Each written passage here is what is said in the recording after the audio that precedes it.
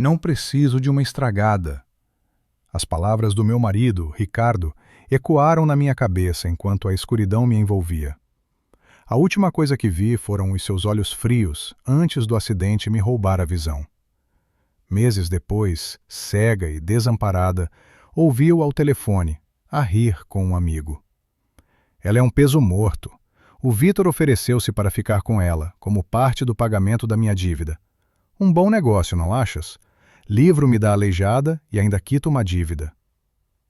Naquela noite, ele arrastou-me para um carro e deixou-me à porta de uma mansão desconhecida. Mas um ano depois, quando os nossos caminhos se cruzaram novamente num evento de caridade, a forma como ele parou, pálido como um fantasma, e deixou cair o copo de champanhe que se estilhaçou no chão, disse-me que o jogo tinha virado de uma forma que ele nunca poderia ter imaginado. A porta do carro de luxo abriu-se, empurrada por fora, e o ar frio da noite atingiu-me o rosto. Chegamos. Sai. A voz de Ricardo era desprovida de qualquer emoção, como a de um funcionário de entregas a largar uma encomenda. Segurei a minha bengala com força, os nós dos meus dedos brancos. A minha mão livre procurou o puxador, mas ele já me agarrava pelo braço, puxando-me para fora com uma impaciência rude que me fez tropeçar no lancio. Aqui está a tua mala. Tenho o suficiente para uns dias. O resto? Bem, o resto já não é problema teu. Ele largou a pequena mala de cabedal perto dos meus pés com um baque surdo. O som do motor do carro a ligar novamente foi o sinal final. Ele não disse adeus.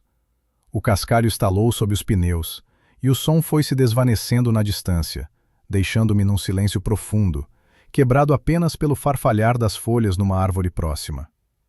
Fiquei ali, de pé, na escuridão física e metafórica. A brisa trazia o cheiro a jasmim e a terra úmida de um jardim bem cuidado. Tentei orientar-me, movendo a minha bengala branca à minha frente, sentindo a textura da calçada de pedra. Cada passo era uma aposta. Olá? Há alguém aí? Chamei, com a voz a falhar, a humilhação a queimar-me a garganta como ácido. Vendida. Trocava como uma mercadoria defeituosa. O som de um ferrolho pesado a ser puxado precedeu o ranger de uma porta maciça a abrir-se. O som veio da minha esquerda, a uns 10 passos de distância. Senhora Helena? Por favor, entre. Estava à sua espera. A voz era grave, calma e um pouco rouca, a de um homem que não precisava de levantar o tom para ser ouvido. Não via pena na sua voz, apenas uma neutralidade educada que era quase mais desconcertante. Deixei-me guiar pelo som, a minha bengala a encontrar a soleira de pedra. Uma mão firme, mas gentil, tocou no meu cotovelo, guiando-me para dentro. O ar no interior era quente e cheirava a cera de abelha, a madeira polida e a livros antigos. O eco dos meus passos no chão de mármore dizia-me que o átrio era vasto. O meu nome é Vitor. Ricardo falou-me de si. Senti o meu corpo enrijecer. Ele era o homem que me tinha comprado. Esperei pelo escárnio, pela falsa simpatia. Em vez disso, ouvi-o fazer um sinal. Lúcia. Passos mais leves e apressados aproximaram-se. Sim, Sr. Vitor. A voz era de uma mulher, mais velha, com um tom de deferência. Leva a Sra. Helena para o quarto azul. Certifica-te de que ela tem tudo o que precisa. Ouvi o som de um molho de chaves a ser entregue. Sinta-se à vontade, acrescentou Vitor, e a breve hesitação antes da última palavra transformou a cortesia numa ordem velada. Ele não esperou por uma resposta. Ouvi os seus passos pesados a afastarem-se num corredor lateral, o som a ser engolido pela imensidão da casa. A mulher, Lúcia, tocou-me no braço com uma mão calejada pelo trabalho. Por aqui, senhora. Cuidado com o degrau. A sua presença era pragmática, sem sentimentalismos, o que, de alguma forma, foi um alívio. Nos dias que se seguiram, a mansão tornou-se o meu universo. Lúcia era a minha única companhia. Com uma paciência infinita, tornou-se os meus olhos. O corrimão da escadaria é de carvalho escuro, frio ao toque. Tem um leão esculpido no topo do poste, dizia ela. As paredes da sala de estar são cobertas por uma tapeçaria que mostra uma cena de caça. O Sr. Vitor não gosta dela, diz que os cavalos parecem assustados. Mapeei cada corredor, cada degrau, a textura dos tapetes persas, a corrente de ar frio que vinha de debaixo da porta da biblioteca. Descobri um som recorrente, o de um piano. Todas as tardes, por volta das 4, uma melodia melancólica e complexa flutuava de uma ala distante da casa. Chopin, talvez. A música era executada com uma perícia notável, mas com uma tristeza subjacente que parecia impregnar as paredes. Um dia, tentei seguir o som. A minha bengala bateu contra uma porta fechada no final do corredor oeste. Girei a maçaneta. Trancada. Senhora! A voz de Lúcia atrás de mim fez-me sobressaltar. O Sr. Vitor não gosta que venham para esta ala. O seu chá está pronto no jardim de inverno. O seu tom era gentil, mas firme. Havia lugares nesta casa onde eu não era bem-vinda. Vitor continuava a ser uma presença fantasmagórica. Ocasionalmente, ouvia os seus passos pesados no escritório do outro lado do corredor ou o som suave do virar de uma página. Nunca trocamos uma palavra. Era um acordo silencioso, uma coexistência bizarra. Eu era a sua prisioneira invisível. Certa tarde, estava sentada no jardim de inverno, o meu lugar preferido. O calor do sol na minha pele era uma carícia, e o som suave da pequena fonte de mármore ajudava a acalmar a tempestade dentro de mim. A porta de vidro e ferro forjado abriu-se com um ligeiro ranger. O cheiro subtil a tabaco de cachimbo e a colônia de sândalo anunciou a sua chegada antes de ele falar. "Posso juntar-me a si?" perguntou a voz de Vitor. Foi a primeira vez que ele iniciou uma conversa desde a minha chegada. O meu corpo ficou tenso.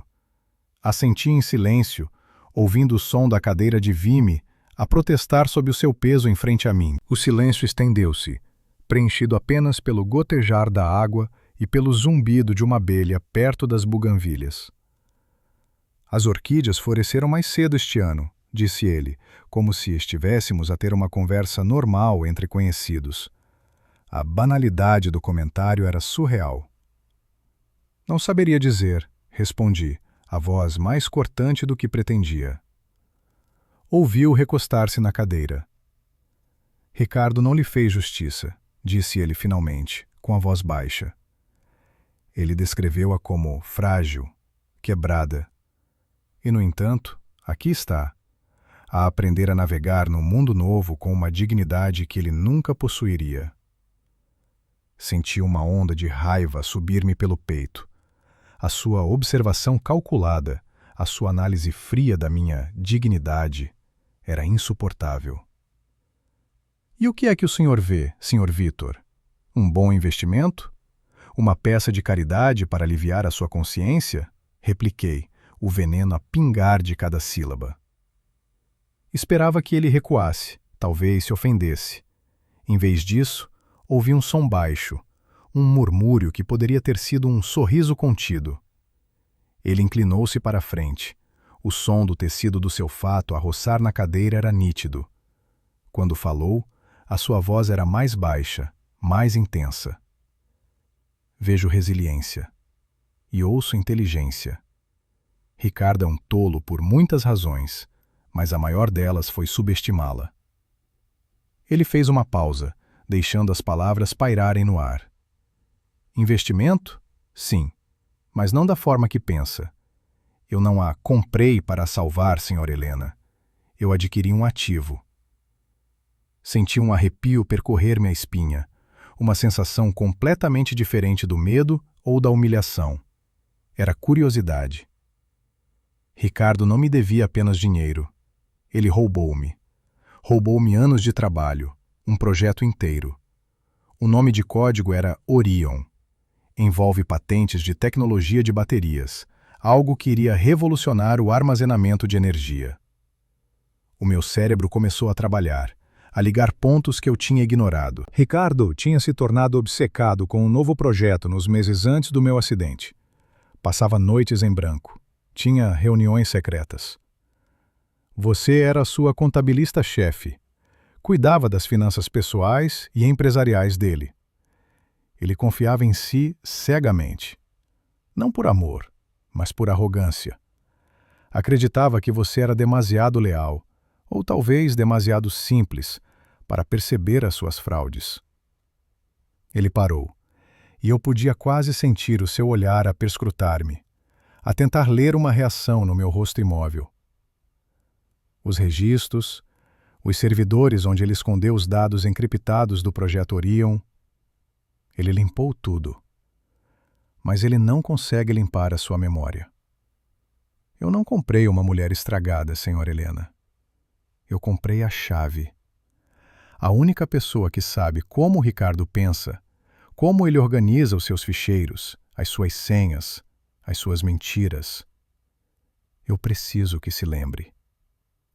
O som da fonte parecia agora um relógio a fazer a contagem decrescente. O jogo tinha, de facto, virado. Eu não era um prêmio de consolação. Era uma arma. E ele acabava de me apontar na direção do homem que tinha destruído a minha vida. A partir daquele dia, as nossas conversas tornaram-se um ritual.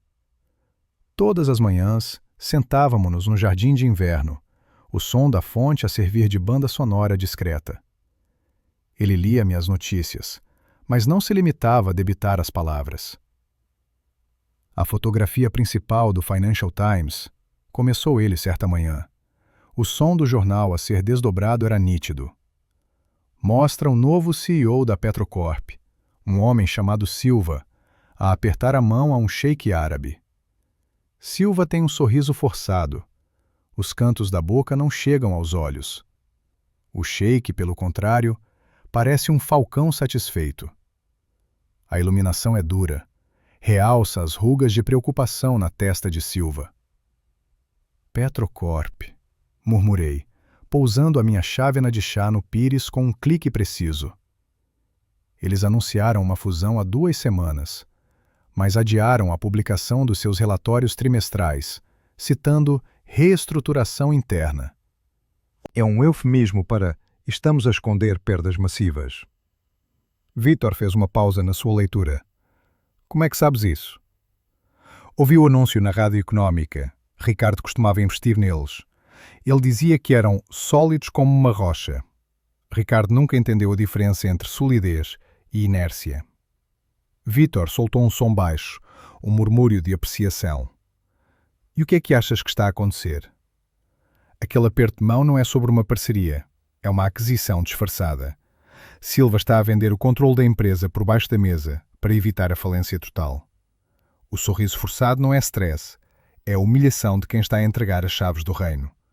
Procura as ações da sua principal concorrente, a Energia Global. Aposto que sofreram uma pequena, mas inexplicável, subida nas últimas 48 horas.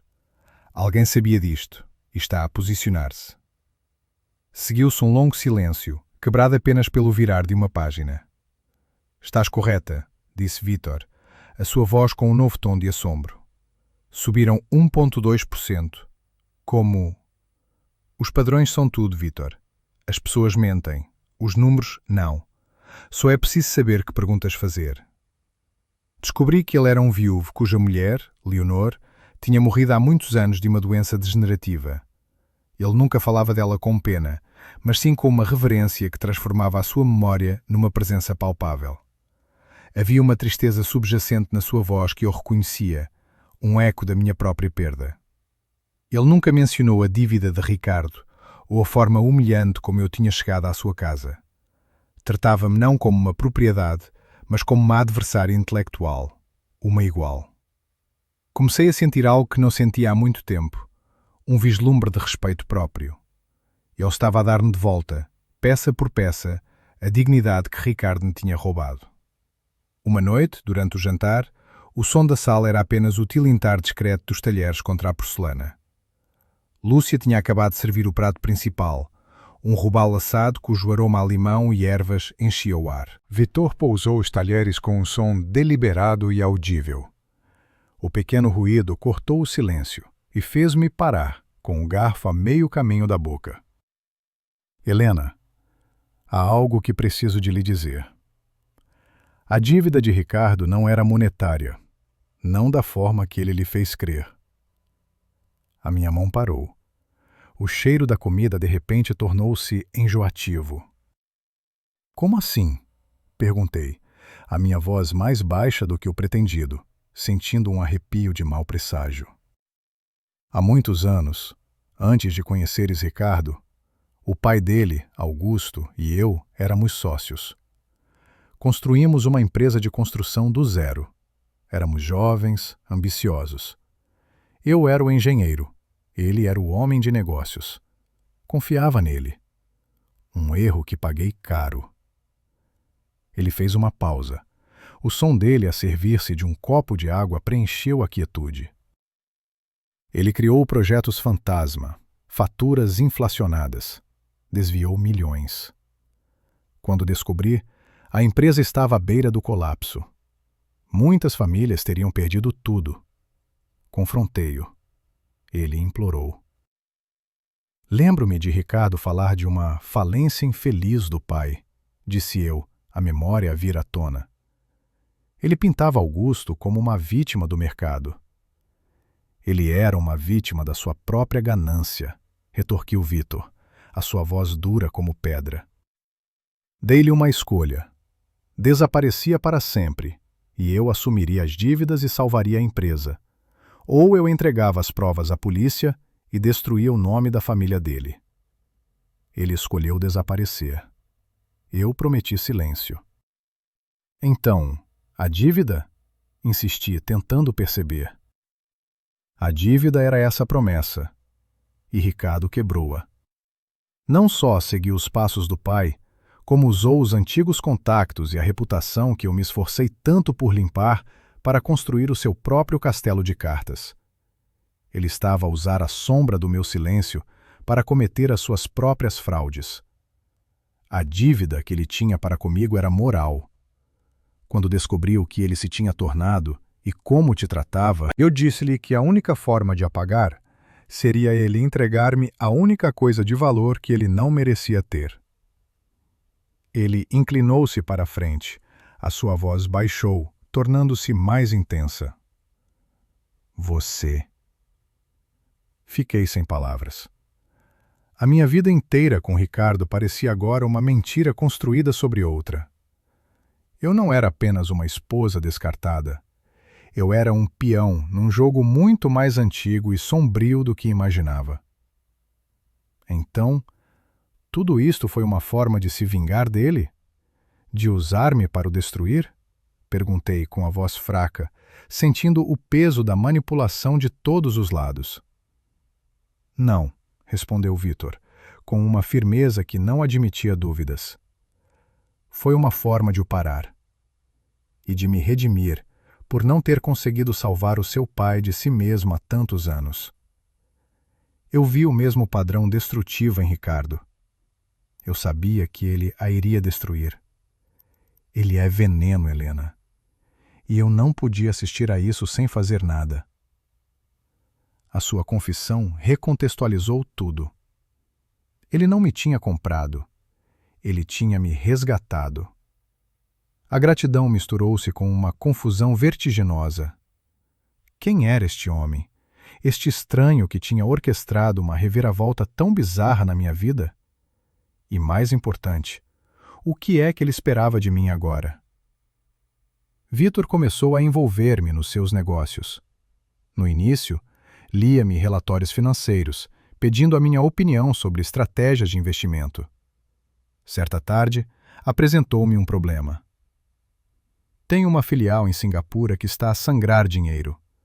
Os meus gestores dizem que é o mercado, mas os números não batem certo. Ele contratou um tutor para me ensinar a usar um software de leitura de ecrã topo de gama. Em poucos dias, a voz sintetizada tornou-se uma extensão da minha mente. Passei 2 dias inteiros a ouvir fluxos de dados, relatórios de logística e projeções de vendas. Podes pôr-me em chamada com o teu diretor financeiro, Afonso? Pedi a Vítor. Na manhã seguinte, estávamos os três numa conferência telefônica. A voz de Afonso era condescendente. Senhor Vítor, com todo o respeito, já analisamos estes números. Afonso, interrompi, a minha voz calma e fria. Vá à folha de cálculo de despesas de transporte do terceiro trimestre, linha 42, um fornecedor chamado Trânsito Rápido. Os pagamentos para eles aumentaram 300% em 6 meses, mas o volume de mercadorias expedidas diminuiu 15%. A empresa foi registrada há 8 meses. O endereço fiscal é uma caixa postal. O diretor da filial em Singapura, o Sr. Chen, tem um cunhado cujo nome de solteiro da mulher corresponde ao nome do proprietário da Trânsito Rápido. Um silêncio pesado caiu sobre a linha. Ouvi Afonso a tossir. Vou verificar isso imediatamente, senhor. Vítor desligou a chamada. A sua visão pode ter se ido, Helena, mas a sua mente está mais aguçada do que nunca. Pela primeira vez desde o acidente, senti-me útil, competente. Estava a renascer das cinzas da minha antiga vida. 6 meses depois da minha chegada, Vítor entrou no meu pequeno escritório, um quarto que tínhamos convertido para o meu trabalho. O som dos seus passos era diferente, hesitante. Ele não se sentou. Helena, tenho andado a investigar algo. Há uma nova tecnologia, um procedimento experimental em Zurique. Um implante de retina biônica desenvolvido por uma empresa chamada Clarity Bionics. A taxa de sucesso ainda é moderada, mas há uma hipótese. Uma hipótese de poder voltar a ver, disse ele, com a voz carregada de uma emoção contida. O meu mundo parou. O som do leitor de ecrã a recitar números desapareceu. A esperança, um sentimento que eu tinha enterrado há muito tempo, começou a florescer dolorosamente no meu peito.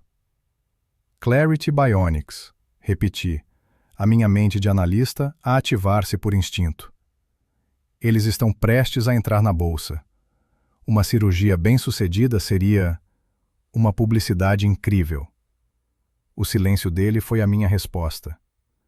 O que é que há para si nisto, Vítor? Para além do meu bem-estar. Não vou mentir, disse ele finalmente. Eles são um alvo de aquisição para mim. O sucesso deles torná-los-ia mais valiosos, mas também provaria a viabilidade da sua tecnologia. Mas, Helena, eu nunca arriscaria a sua saúde por um negócio. O cirurgião-chefe, o Dr. Ares, é o melhor do mundo. Investiguei-o durante meses. Eu pagarei por tudo. Ele parou à minha frente. A decisão é sua, Helena, sem qualquer pressão. A ideia era aterradora e estimulante. Ver de novo? Ver o rosto do homem que me salvou? Ver o mundo que me tinha sido roubado?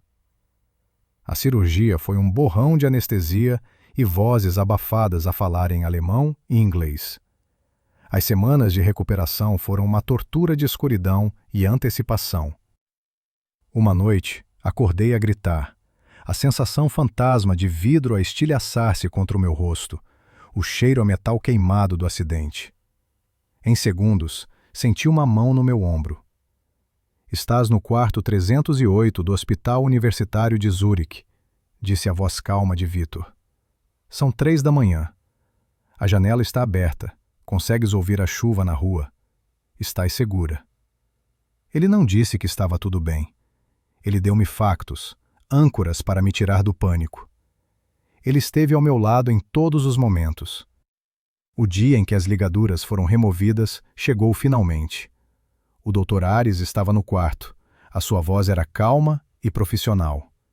Vítor estava de pé, algures à minha direita. Sentia sua presença como um campo de força silencioso. Vou ativar o implante agora, Helena. Pode sentir uma ligeira sensação, um zumbido. Senti um estalido agudo atrás do meu olho direito, como um pequeno choque elétrico, seguido por uma explosão de luz branca tão intensa que me fez gritar e recuar na cama. É normal? disse o médico com firmeza. É o seu cérebro a receber um sinal visual pela primeira vez em anos. Não lute contra isso. A luz branca deu lugar a uma cacofonia de formas e linhas a zumbir, um caos de pixéis cinzentos e pretos sem sentido. Era avassalador, nauseante. Com calma, disse a voz suave do médico. O seu cérebro precisa de aprender a interpretar estes novos sinais. Tentei focar-me na direção da voz de Vítor. Lentamente, muito lentamente, as formas começaram a aglutinar-se. Uma silhueta escura e alta destacou-se do fundo cinzento. Era distorcida, às proporções erradas, como uma figura saída de um pesadelo. Um monstro feito de estática. Dei por mim a encolher-me, um arrepio de medo primordial a percorrer-me. A primeira coisa que eu via era aterradora. O que é aquilo? Gaguejei. A silhueta deu um passo atrás. Sou eu, Helena, disse a voz de Vítor, calma e sem um pingo de mágoa. São apenas linhas e sombras por agora. O seu cérebro ainda não sabe o que fazer com elas. As formas dançavam, mudavam. A realidade era um puzzle quebrado, e eu não tinha a mais pequena ideia de como o montar. A escuridão tinha sido substituída não pela visão, mas por um caos incompreensível. E no meio dele estava a figura irreconhecível do homem que me tinha levado até ali. A primeira coisa que vi com clareza foi o rosto de Vítor. Ou, mais precisamente, o que o meu cérebro aprendeu a interpretar como seu rosto após dias de um caos visual nauseante. Não era uma imagem, mas uma constelação de pontos de luz e sombra que a minha mente, faminta por padrões, finalmente conseguiu montar numa forma coerente. Era mais velho do que eu imaginava, com o cabelo grisalho espesso, não prateado, mas da cor da cinza de uma lareira já fria. As linhas de expressão à volta dos olhos não eram apenas rugas, eram mapas gravados de experiências, de risos passados e de tristezas profundas. Os seus olhos castanhos, que eu agora via como agregados de pixels escuros, fixavam-me com uma mistura de esperança clínica e uma ansiedade quase paternal. O meu corpo agiu antes do meu pensamento consciente. Estendi a mão, os dedos trêmulos, não para sentir, mas para confirmar. Para verificar se a geometria que a minha nova visão me apresentava correspondia à realidade tátil que eu conhecia. Toquei na sua face, traçando o contorno da sua mandíbula, sentindo a lixa de uma barba por fazer de um dia. A textura era real. A forma era real. É você, sussurrei, a voz rouca, partida pela emoção e pelo desuso. Uma gota de umidade brilhou na parte inferior do seu olho direito. Um pixel que se deslocou, distorcendo a luz. Rolou pela sua face. Eu via a lágrima. A emoção do momento foi um curto-circuito no meu sistema. O ar fugiu dos meus pulmões num silvo agudo. O mundo estava a regressar a mim, não nas cores vibrantes e saturadas do passado, mas em tons e contornos digitais. Uma realidade aumentada que era mais preciosa do que qualquer memória. A minha nova visão era uma tapeçaria imperfeita. O mundo parecia uma pintura impressionista em constante movimento, bela e frustrante. As cores demoravam a registar-se, muitas vezes misturando-se nas bordas dos objetos. Movimentos rápidos deixavam rastros fantasmagóricos, como uma fotografia de longa exposição. Vítor tornou-se o meu guia neste novo território sensorial. Ele não me tratava com pena. Tratava-me como uma cientista a explorar uma dimensão desconhecida. Levou-me a um museu, não para ver as pinturas, mas para me sentar em frente à Vitória de Samotrácia. "O que é que vê?" perguntou ele, a sua voz um contraponto estável ao zumbido visual da sala de mármore branco. "Asas", respondi, focando-me nas formas maiores. "E tecido. Muitas dobras. Parece que está a lutar contra o vento. Ela não tem cabeça, nem braços, mas ela está a avançar. Parece imparável." Exatamente, disse Vitor, e eu sentia a aprovação na sua voz. Ela está danificada, incompleta. Mas toda a gente se foca no movimento, na força que a impele para a frente. A perfeição não é um requisito para a vitória, Helena. Durante estes passeios, a nossa ligação aprofundou-se. O respeito e a gratidão que eu sentia por ele começaram a fermentar, transformando-se num afeto terno que me assustava e me entusiasmava. Ele tinha me devolvido a visão, sim, mas, mais importante, tinha me devolvido o propósito. Já não era um ativo, era uma parceira. Uma noite, enquanto analisávamos os planos de aquisição da Clarity Bionics, a minha mão, ao procurar um documento na mesa, roçou na sua. Nenhum de nós a retirou durante um longo segundo. Foi um contacto breve, acidental, mas que carregava o peso de meses de confiança construída e de vulnerabilidades partilhadas. Cerca de um mês depois, Vitor entrou no escritório com um envelope pesado na mão. O seu silêncio fez-me levantar a cabeça do ecrã. Ele colocou o convite de cartão gravado na mesa entre nós. Baile anual de beneficência da Fundação para as Artes. É o maior evento social do ano, disse ele, a sua voz neutra, mas eu detetei uma corrente subterrânea. Ricardo é o presidente do Conselho de Patronos este ano. O nome dele caiu na sala como uma pedra num lago silencioso. Ele comprou a posição, claro, uma tentativa desesperada de limpar a sua imagem pública depois de alguns dos seus negócios duvidosos terem sido expostos pela imprensa econômica. Nada foi provado, mas a lama está a começar a colar-se. Senti um nó de gelo a formar-se no meu estômago. A ideia de o ver, de estar na mesma sala, de respirar o mesmo ar que ele, era asfixiante. Você não tem de ir, disse Vitor, lendo a minha reação. Podemos simplesmente enviar um cheque generoso. Mas algo dentro de mim endureceu. A Helena, que se encolheria de medo, que se esconderia na escuridão, tinha ficado para trás em Zurique. Olhei para Vitor, para sua presença calma e inabalável. Não, disse eu, a minha voz a sair mais firme do que eu esperava. Eu quero ir. Não se trata de o ver. Trata-se de ele me ver a mim. Não a mulher que ele deitou fora. A mulher em que me tornei. Não é um baile, Vitor. É um campo de batalha. E a minha presença será a nossa primeira salva de canhão. Um sorriso lento, quase imperceptível, tocou os cantos da boca de Vitor. Preparemos a artilharia, então. A noite do baile chegou com a solenidade de uma execução. Lúcia, que tinha sido a minha sombra silenciosa durante tanto tempo, ajudou-me a vestir um vestido de veludo azul escuro, quase preto, que Vitor tinha mandado fazer. O tecido era pesado, quase como uma armadura. Enquanto Lúcia me ajudava com o fecho, ela colocou uma caixa de joias na minha penteadeira. Dentro, num ninho de cetim, estavam os brincos de safira e diamantes. Eram da senhora Leonor, disse Lúcia em voz baixa. O senhor Vitor pediu-me para lhes dar. Ela diria que a vitória deve ser usada com brilho. Pela primeira vez em mais de um ano, olhei-me ao espelho e vi um rosto que reconhecia. As cicatrizes tênues à volta dos meus olhos eram visíveis sob a luz, mas não as desfiguravam. Eram como as linhas no mapa, a prova de uma viagem difícil. Quando desci as escadas, Vitor esperava por mim no fundo. Ele não estava a usar o seu habitual fato de negócios. Estava de smoking, impecavelmente cortado.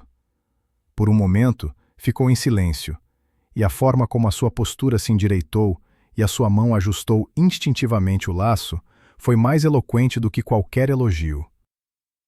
Está deslumbrante, Helena, disse ele finalmente, a sua voz um pouco mais grave do que o normal. Ele ofereceu-me o seu braço. Entrar no salão de baile foi como mergulhar num oceano de luz e som. Para minha nova visão, foi um ataque. O brilho dos lustres de cristal fragmentava-se em 1000 arco-íris dolorosos. Os vestidos das mulheres eram manchas de cor a sangrar umas para as outras.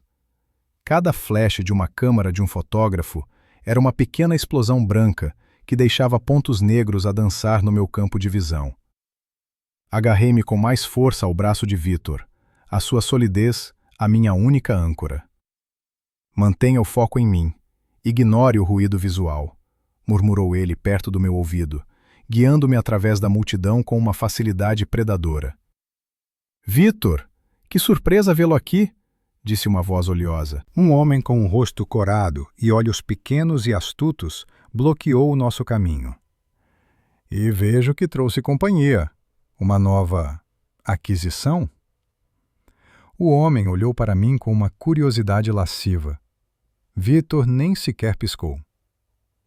Sérgio, disse ele, o seu tom gelado. Helena não é uma aquisição. É uma sócia. Agora, se nos der licença, o meu champanhe está a aquecer. Ele passou por Sérgio, puxando-me suavemente com ele, deixando o homem boquiaberto. E então, eu vi-o. Do outro lado do salão, perto de uma grande escultura de gelo em forma de cisne, estava Ricardo. Ele estava no seu elemento, a rir de algo que um investidor de cabelo branco lhe dizia. Uma mulher loira, alta e escultural, num vestido vermelho berrante, estava agarrada ao seu braço, olhando para ele com uma adoração cega. Ele parecia exatamente como eu me lembrava. Charmoso, confiante, a personificação do sucesso fácil. Por um instante, o meu estômago revirou-se, um eco fantasma do medo antigo. Mas depois, olhei para Vítor ao meu lado, para sua presença calma e poderosa, e a minha coragem regressou, fria e afiada. Continuamos a caminhar lentamente pela sala, uma manobra deliberada e calculada por Vítor. Ele queria que fôssemos vistos. Eu sentia os olhares curiosos sobre nós, ouvia os sussurros que paravam abruptamente quando nos aproximávamos. A minha história, a versão distorcida e incompleta dela, tinha certamente circulado. A mulher cega e abandonada que desaparecera. Foi quando nos aproximamos do bar, para pegarem 2 taças de água com gás, que Ricardo se virou. O seu movimento foi casual, a sua cabeça a virar-se para procurar a sua loira, que tinha ido retocar a maquilhagem. O seu olhar passou por mim, indiferente, um simples obstáculo no seu campo de visão. E depois, voltou atrás. Houve um atraso, um curto-circuito visível nos seus processos mentais. O sorriso polido congelou e depois desmoronou-se. Os seus olhos, que momentos antes brilhavam com uma autoconfiança arrogante, arregalaram-se, fixos em mim. Depois saltaram para Vítor, que segurava o meu braço, e de volta para o meu rosto, para os meus olhos. Os meus olhos que o viam. A cor fugiu completamente do seu rosto.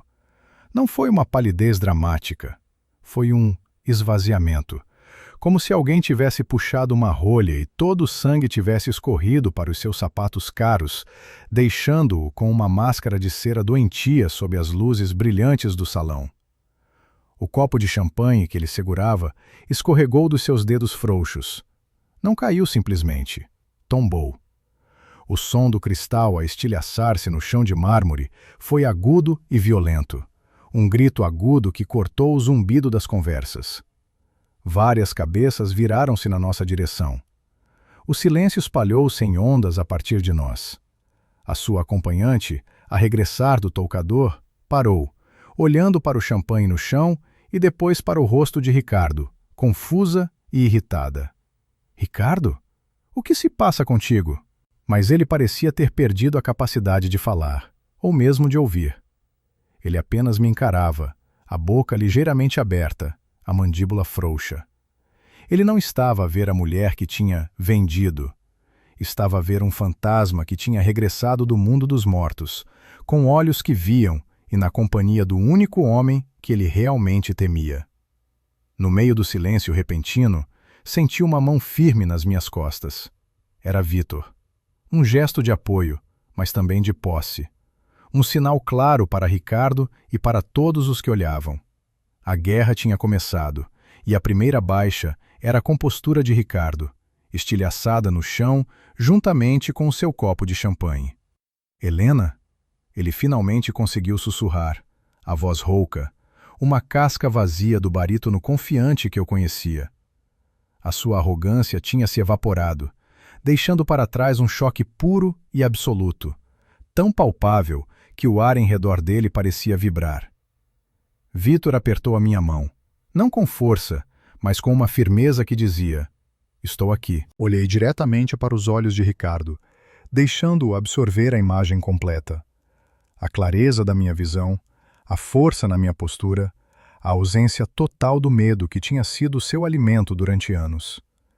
Não havia dor, nem ódio, apenas a calma fria de um oceano profundo depois da tempestade.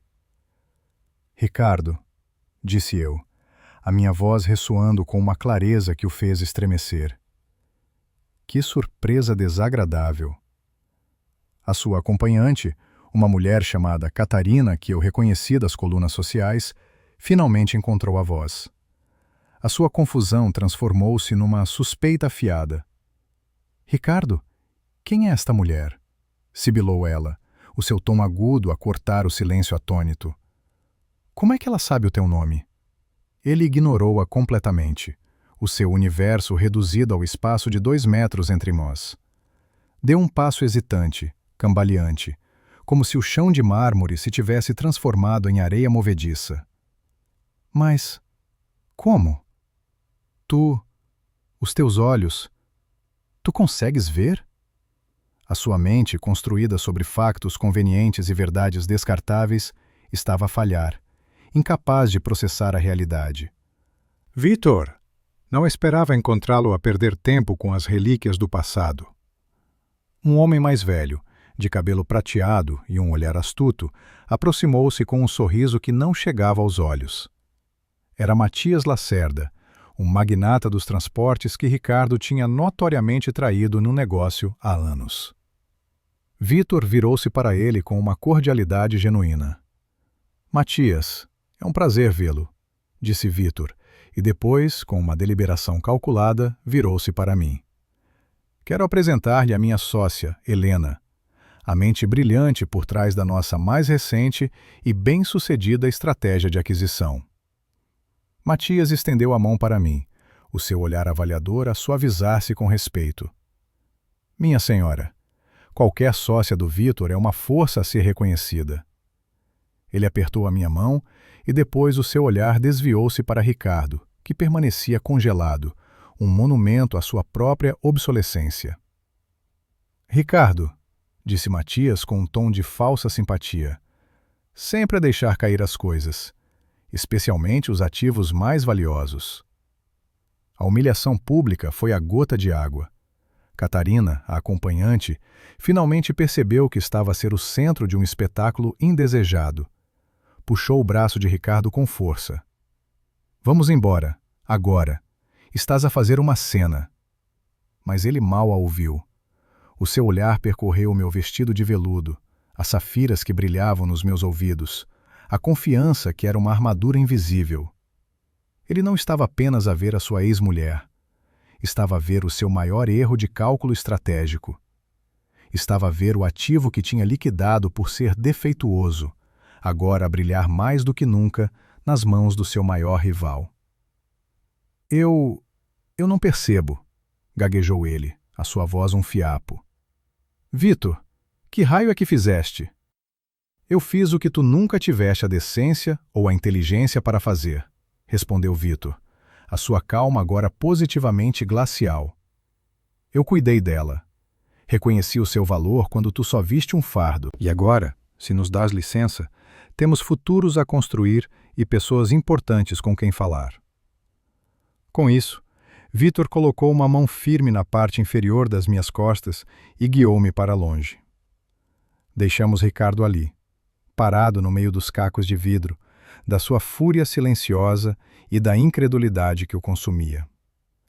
Enquanto nos afastávamos, ouvi a voz estridente de Catarina a exigir respostas, e os murmúrios a espalharem-se pela multidão como um incêndio. O espetáculo público da sua queda seria a conversa da cidade durante semanas. Senti um leve tremor nas minhas mãos. A adrenalina do confronto, a começar a diminuir. "Estás bem?" perguntou Vítor, a sua voz baixa destinada apenas a mim, quando encontramos um recanto mais calmo perto das portas do terraço.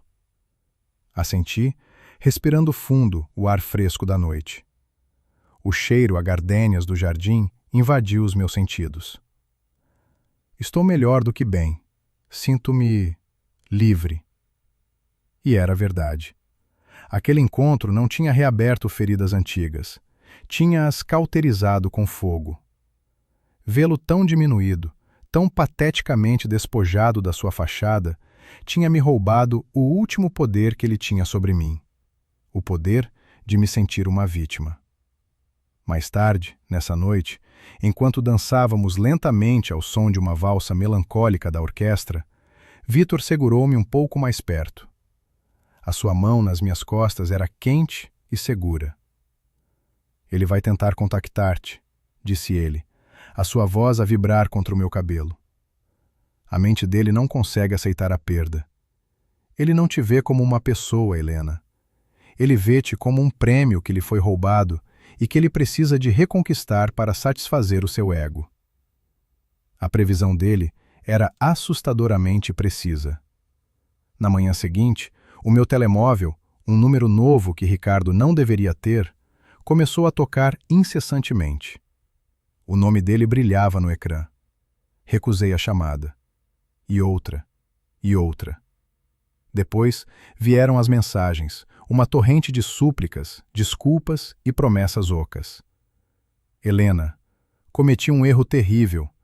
Eu amo-te. Estava cego. Por favor, fala comigo. Podemos recomeçar." Uma das mensagens continha uma fotografia antiga de nós os dois, a sorrir numas férias em Itália, uma tentativa descarada de manipulação emocional. Apaguei-as todas sem responder. Cada toque no ecrã, um pequeno ato de libertação. Ricardo não desistiu. Uma semana depois, ele apareceu nos portões da mansão de Vítor. Era uma tarde chuvosa e sombria. Eu estava no jardim de inverno, a analisar relatórios num tablet, quando Lúcia entrou, o seu rosto vincado pela preocupação. "O Sr. Ricardo está lá fora, senhora. Está a buzinar e a exigir vê-la. Parece transtornado." Vítor estava numa viagem de negócios em Genebra. Eu estava sozinha. Por um momento, um fantasma do velho medo roçou minha espinha. Mas depois respirei fundo, coloquei o tablet de lado e caminhei com passos firmes até a entrada principal. Ativei o intercomunicador de vídeo. A sua imagem apareceu no ecrã, distorcida pela chuva que escorria pela lente da câmera. Ele estava encharcado, o seu cabelo perfeitamente penteado agora colado à testa, o seu fato caro amassado.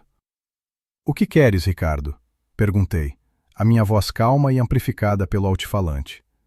Ele sobressaltou-se ao som da minha voz, virando-se para a câmara com um desespero febril. "Helena, graças a Deus. Deixa-me entrar, por favor. Nós precisamos de falar.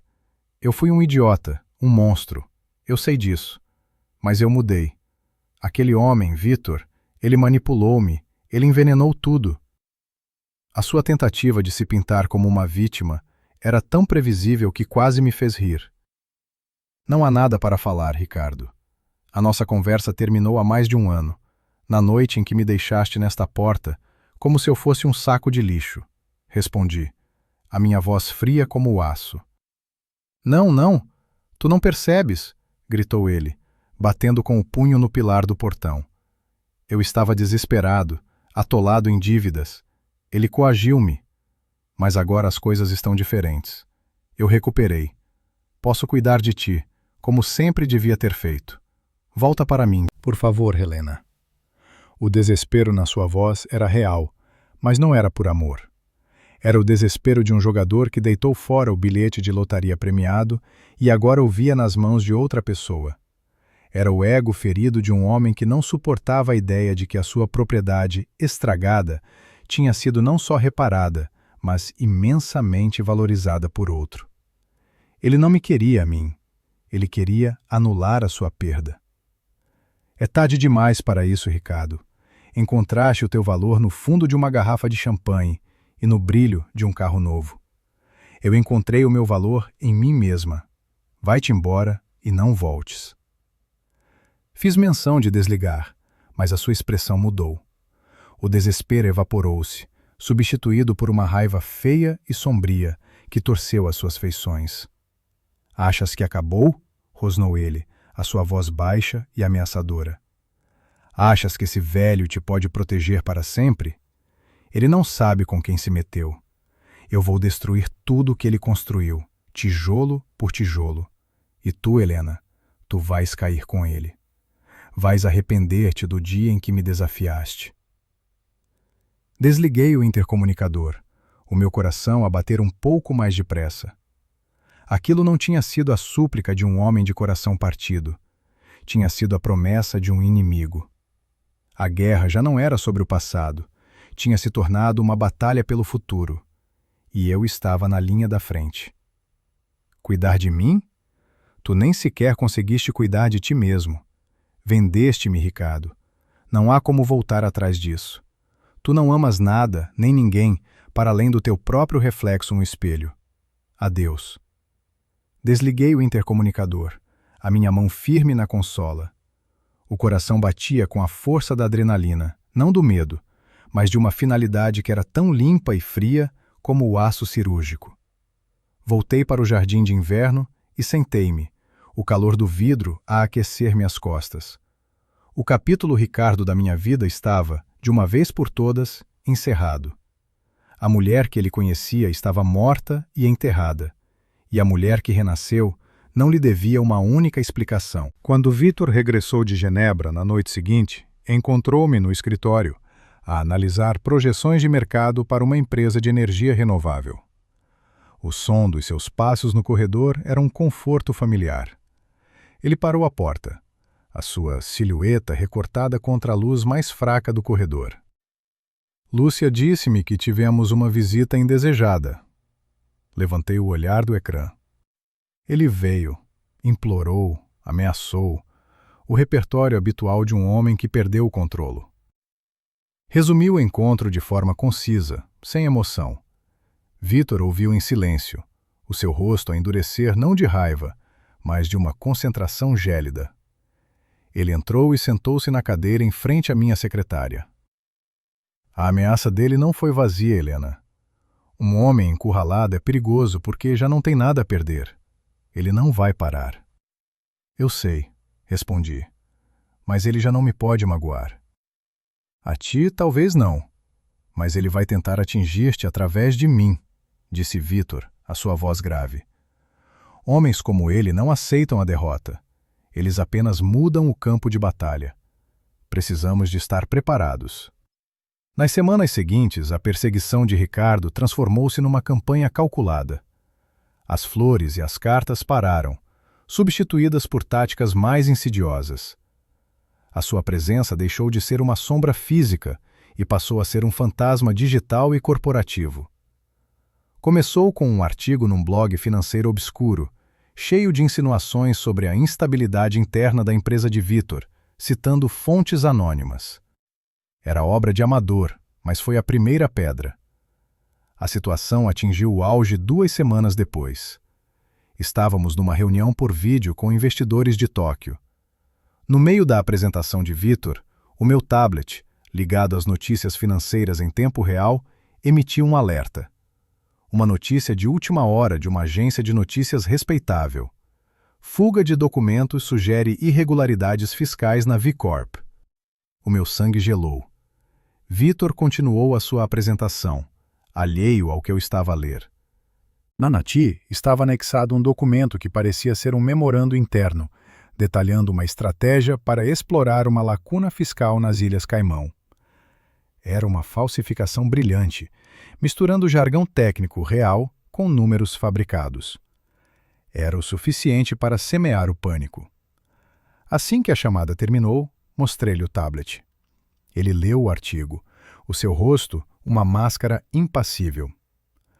As ações vão cair na abertura do mercado amanhã, disse ele, a sua voz perigosamente calma.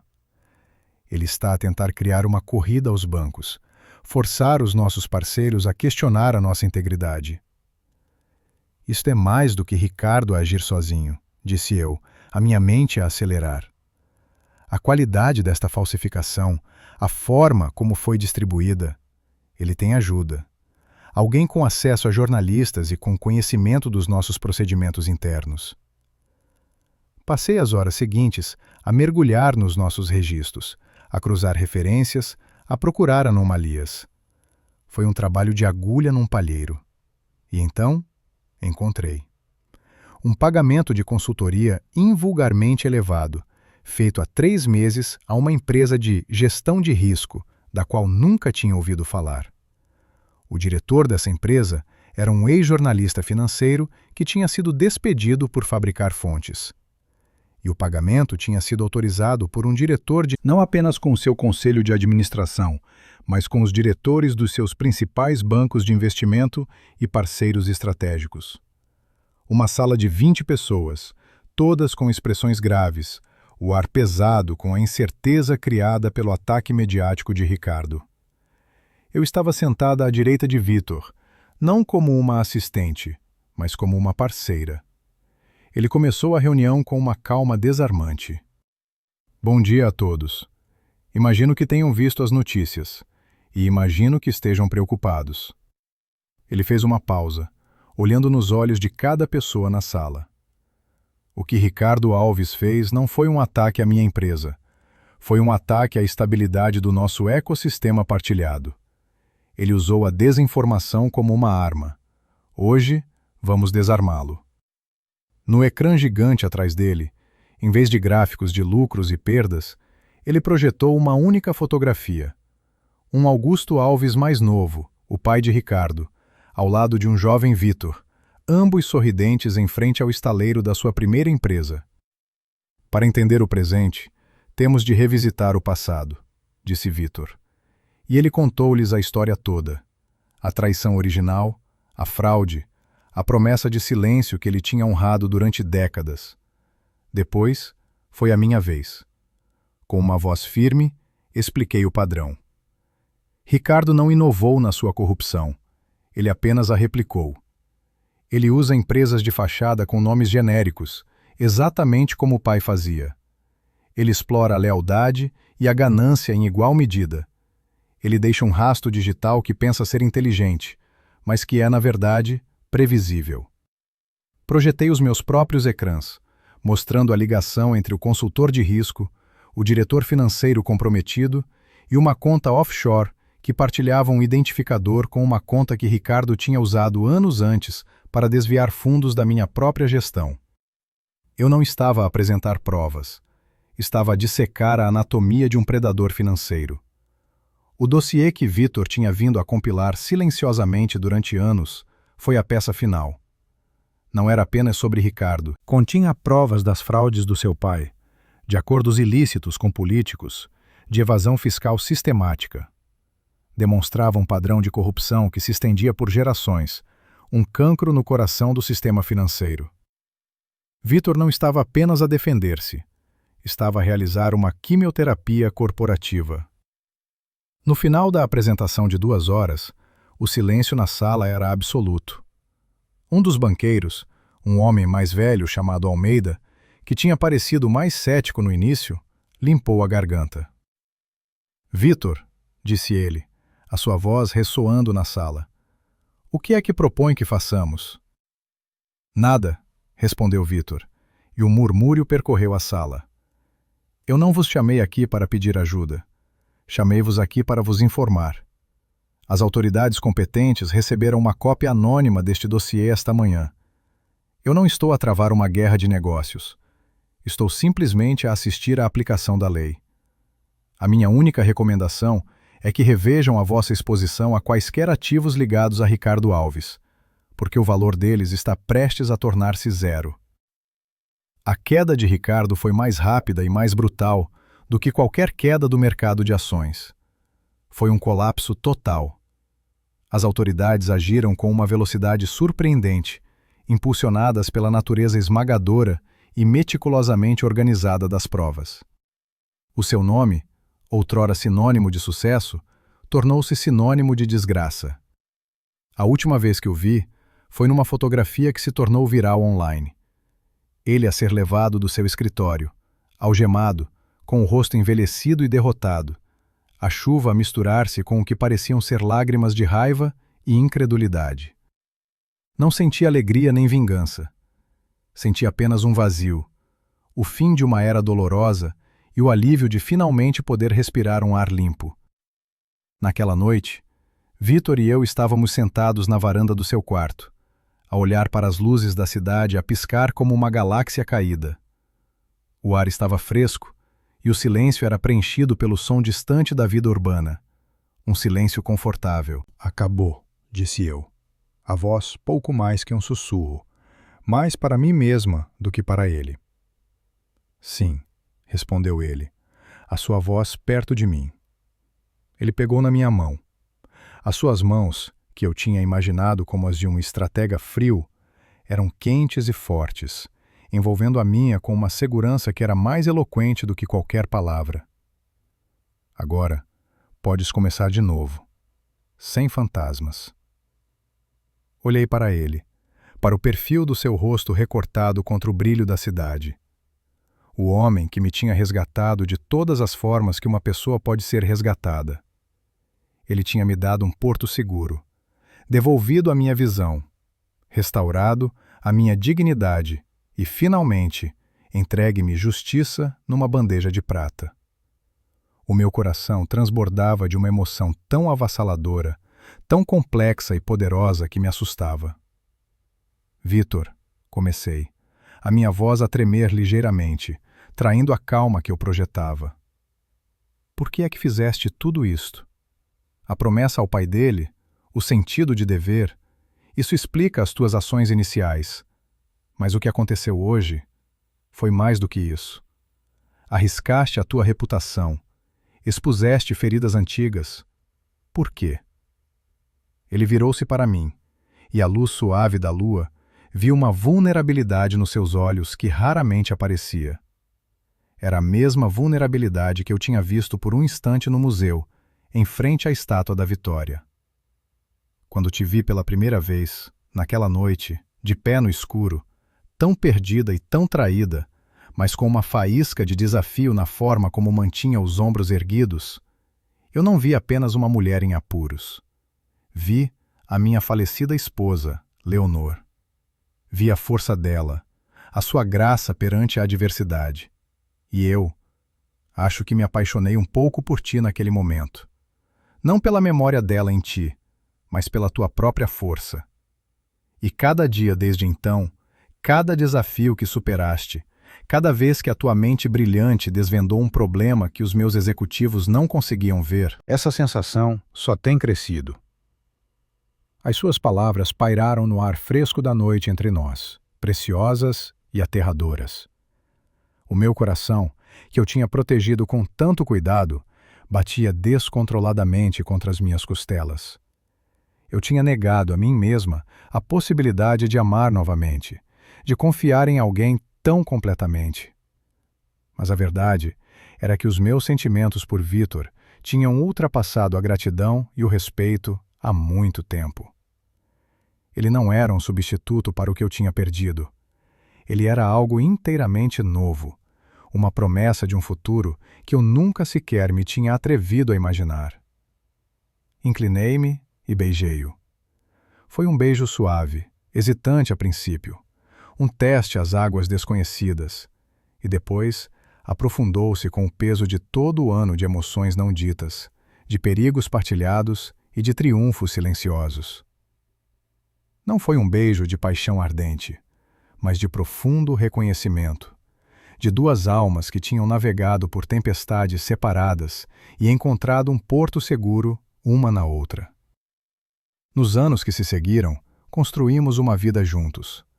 Uma vida tranquila, não isenta de desafios, mas ancorada no respeito mútuo, em conversas que se estendiam pela noite dentro e num amor sereno e inabalável. Assumi o papel de diretora de estratégia na empresa de Vitor. A minha perspicácia para os negócios a florescer sob a sua orientação e confiança. Juntos, transformamos a empresa, afastando-nos dos jogos de poder do velho mundo e focando-nos em investimentos éticos, em tecnologia sustentável e em filantropia que produzia resultados reais. A minha visão, embora nunca perfeita, com os seus fantasmas digitais e a sua percepção de cores por vezes caprichosa, tornou-se uma metáfora para a minha vida.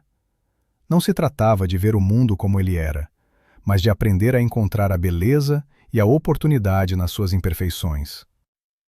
A escuridão do meu passado não desapareceu completamente, mas tornou-se um pano de fundo distante, uma tapeçaria escura que realçava as cores vibrantes do meu presente. Eu tinha sido vendida como um objeto estragado, mas nas mãos do homem certo, descobri que nunca estive quebrada. Estava apenas à espera de ser verdadeiramente vista.